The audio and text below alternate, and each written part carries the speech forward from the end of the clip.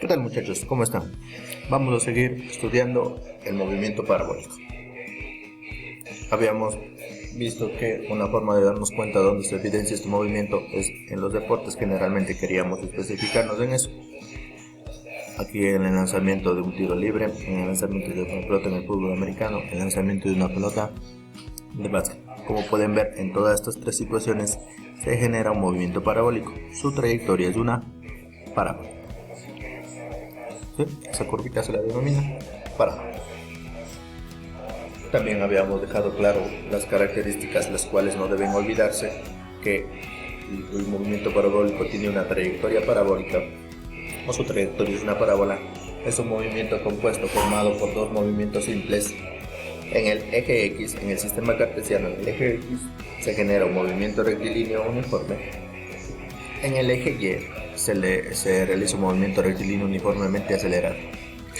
En el eje horizontal o X, la velocidad es constante. En el eje vertical, la aceleración es constante. En este caso, la aceleración de la gravedad, que influye directamente. Teniendo cuenta en este sentido, hablamos de la velocidad inicial.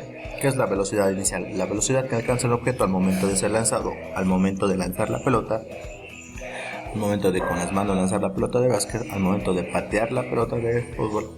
Se genera un ángulo de inclinación.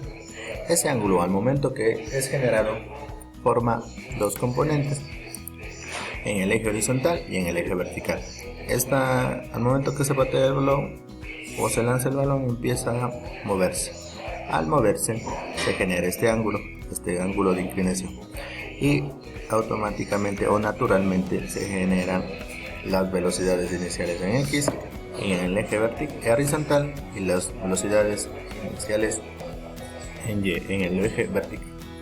¿Cómo se representan estas velocidades? Como velocidad 0x, la componente horizontal, y la componente vertical v sub 0 y, cuyos valores se hallan mediante la fórmula.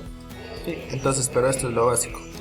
Al momento de que se lanza el objeto, debido al ángulo y la velocidad que es lanzada, se generan componentes, componente horizontal y componente vertical.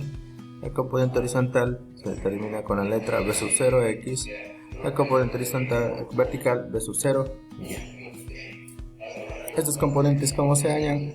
Mediante estas ecuaciones. Como está relacionado directamente con el ángulo y la velocidad, la componente horizontal, o v sub 0x, se halla multiplicando la velocidad inicial por el coseno del ángulo generado, y esta corresponde a la componente horizontal. La componente vertical, que se representa aquí en verde, se puede hallar multiplicando la velocidad inicial por el seno del ángulo generado. El valor total de la velocidad, que se representa mediante este vector, se halla con la raíz cuadrada de ambos vectores, la componente horizontal y la componente vertical, elevadas al cuadrado.